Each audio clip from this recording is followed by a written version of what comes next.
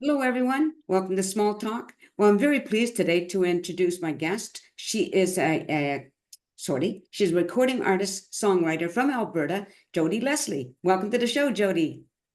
Hey, Nancy. Thank you so much for having me. You're welcome. Oh my goodness, I was reading your bio. I've learned that I should Google people before they're on the show because all kinds of information comes up. I Googled you too, girl. What can I say? But anyway, you have performed at the Canadian Grey Cup. Yes. When was that? Oh boy, that was a few years back. We did 6 shows, Wow, a series of parties over 2 days. It was fantastic. It was just fantastic. It was in Toronto, right? and that was probably my biggest wardrobe mishap Oh, happened oh, on what? that show. Okay, you got to tell me what happened. Yeah, I went down in the books. I went down. I had these brand new, flashy diamond type rhinestone heels. And they called us on. We walked on the stage. The stage was a bunch of cubicle forms set together. So where each corner meets, there was a little hole. And my little heels just happened to fit perfectly in that little hole. And I went straight down. Oh no. Oh my goodness.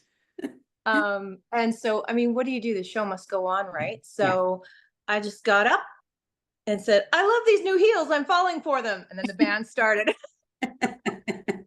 Good recovery. Yeah, I blush still thinking about it though, but it was fun. It was Well, a those fun gig. things are creative glitches, That's right. right? Yeah. Anyway, Yeah. yeah, and now I know you performed in Nashville, correct? Yes. And the Canadian Final Rodeo for the premiere for the Prime Minister. Like, oh my goodness, that is so cool. Oh, well, I just feel blessed that I've had those opportunities, and I'm thankful for the big ones, but I'm thankful for the little ones because character is made in the small moments. Yeah, yeah. And when you're performing, I think when you're on stage, whatever it is you're doing, the size of the audience doesn't really make a difference, right? You're It should. performing for whoever's there, right? Yeah, yeah. We should be bringing them the energy, Yeah, and not vice versa.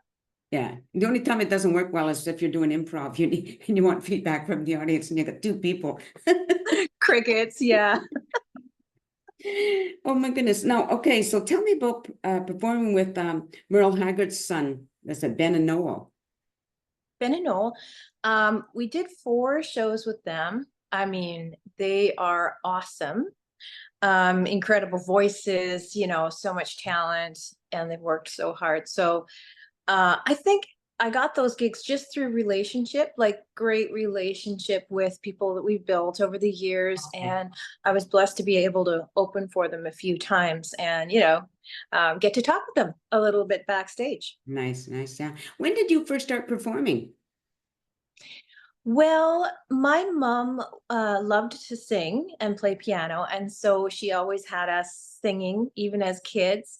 Um, my sister and I started singing in church. I think I was like 3, and she did all the singing, and I was like, so we started at a very young age, and then I discovered that I, could sing and had a decent voice when I was a teenager, and so started doing stuff on stage when I was 14 in a serious method, Right, not just, in church or for fun.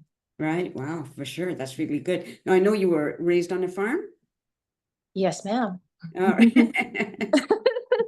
But the ma'am sounds like somebody coming from a farm.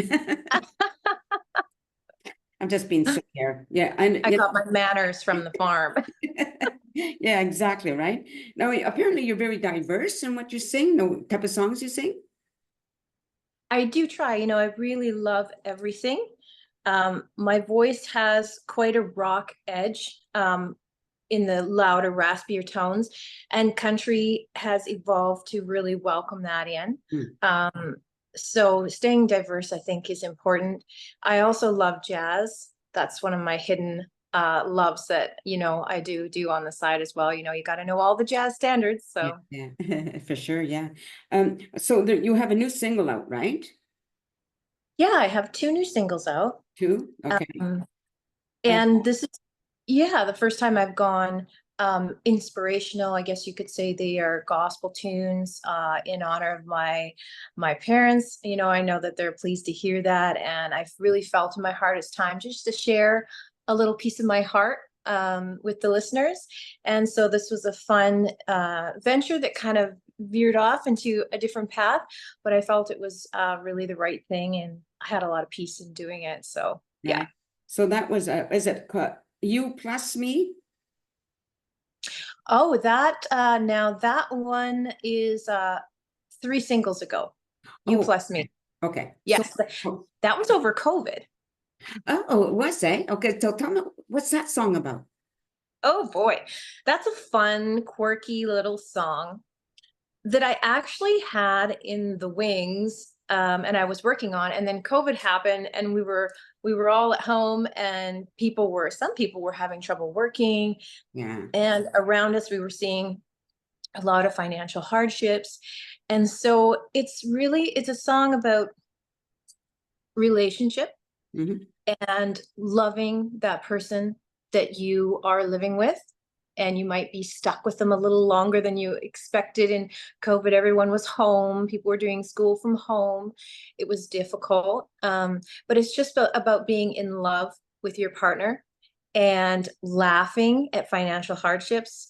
Um, there's a part in it where I kind of talk about a lady who just like she's got the pyro, that need to watch things burn or explode. Yeah. And that is just like she gets all the money and just blows it. It just sets it on fire and it's gone because she loves shoes and she loves all the things, right? Yeah. But in the end, the chorus is about you plus me equals all I need. It's that realization that money can't buy those truly important things in your life, and that's why they're priceless. Oh, okay. Well, then what are your two new singles? Because I don't see them on the bio. Oh yeah, my bad. I guess I should update that. The two new singles I recorded with producer Sal Livery in Nashville. And he's produced Pink, Chris Stapleton. I mean, so many great people. And so the opportunity to work with him was just amazing. And the two songs are called Tell God and Give God the Glory. And obviously those sound like quite spirituals, which they are. It's a slight deviation from my standard music, like I said, but I really felt it was time to do some uplifting, inspirational stuff. Um, that's how my parents raised me, and I'm thankful for that. And so I really feel it's actually these songs have given hope to so many of my fans, like and I wouldn't say most of my listeners or are particularly religious at all. Right. I would say, some are spiritual, some don't know, some are atheist, agnostic, you know, Range, yeah. all from all the range from like witchcraft to spiritual to very diverse. And I've had such support from everyone. It's blown my mind. I mean, music brings us all together, doesn't it? Yes. Now those songs that actually they are on your profile, your biography, just not written down here. Because so when you bring up biography, you see those words big, those names Right. of songs. So that's what didn't print out, which is fine. It's no big deal as long as we get it covered. Now, Yeah. do you ever perform alone, or are you always with a band? I have done acoustic shows with just my guitar and vocals, Mhm. and it can be done. And I do love singing with the band too. I really do. It's a dynamic Yeah. um that's just so full of energy. And then the other stuff is quite intimate, it's just a guitar. I have moved away from that recently because I experienced such bad tendonitis from playing too much guitar. Okay. And I think it's a family trait we have. My uncle's a doctor, and we know how to do all the exercises, but he had to have surgery. He Mm. builds guitars and plays, and it's just one of those things that we're prone to. Right. And so I've actually backed off playing guitar quite a bit. So usually now I bring a full band because I'm I'm just singing most of the time, and I reserve playing guitar for when I write. I'll use a piano or a guitar, and I'll just save my little tendons for when I write. Like Okay. guitar then. Now, when you're writing your song, because I've interviewed different artists, different musicians and singers, and they kind of people come in at different ways. So when you decide you're going to write a song, or it's come to your head, whatever, are you a person that just buckles down and does it, or do you just jot notes during the day? How's it work for you? Um, Songwriting has to work around my schedule. There are times where, like I'm working with my publisher in Nashville, we will have a video conference chat, and we will spend all that time writing 1 to 3 songs. Okay. When I have ideas, I'll usually jot them down in my notes on my iPhone if I have lyrical content or title ideas. Mhm. If I have like a melodic structure in my head, I'll record it on my phone. And then sometimes, you're sleeping and in your dream you hear a song, and then I'll try to wake up and I'll try to sound like, so that when I'm awake and re-listen to it, I'm not like, what? That comes in all different forms. And Okay, I good. think that's the thing, is like you have to be willing to not be rigid and inflexible when it comes to creativity. Right, yeah. So I know some artists they like to write to be the only writer when it Yeah. comes to the music, and others like to collaborate, so that varies as well, right? Yeah, I mean, writing alone is easier Mm. if you are worried you're gonna tick someone off. Writing alone is easier, right? Yeah. Because if they present you an idea you don't like, you And know, what?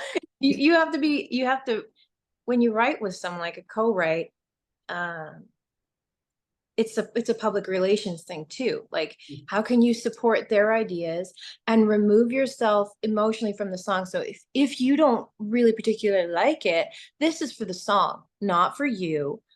How can you make the song better, right? So Right. there's that separation. And honestly, when you co-write, you're gonna get, for me anyway, a better song, because someone else is going to bring to the table something that, that I don't have or that I didn't think of. And it's always so much better. It's just a little bit more challenging. Right, yeah, for sure. I had a question in my head. Where did it go? Oh, now I Come back. remember. Okay, now I remember. Knowing that this is going to air on August 16th, what do you have something coming up after that? Yeah. Well, we're actually, as far as live shows, we're still in talks with agencies and stuff, because I've recently relocated to Ontario. Oh, okay. So I am a little closer to Nashville. It's a Mm. close drive. I'm able to do business easier here. As far as, everything that I've built, as far as live shows and stuff, we're working with new agencies here. So I don't have anything as of, for September upcoming with live shows, but they can check out the singles, Tell God and Give God the Glory. Also the other albums that are on every single music platform, from iTunes, like Apple Music, all those things. Spotify is something that we're looking into.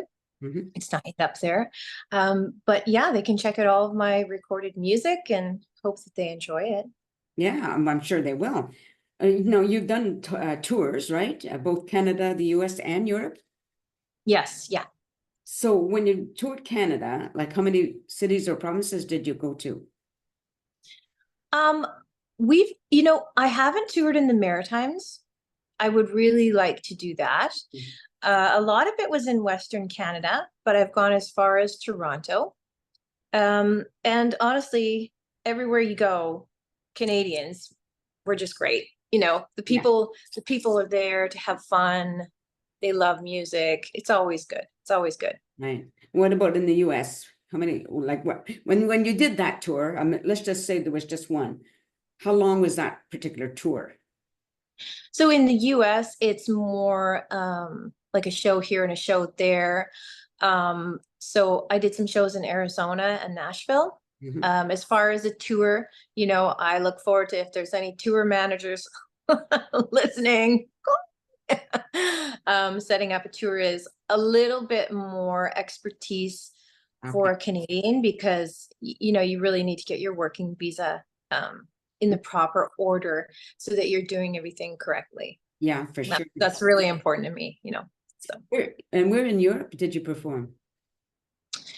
I was in Austria. I toured around a lot in Paris. Really, eh? Nice. In Paris. Yeah. Yeah.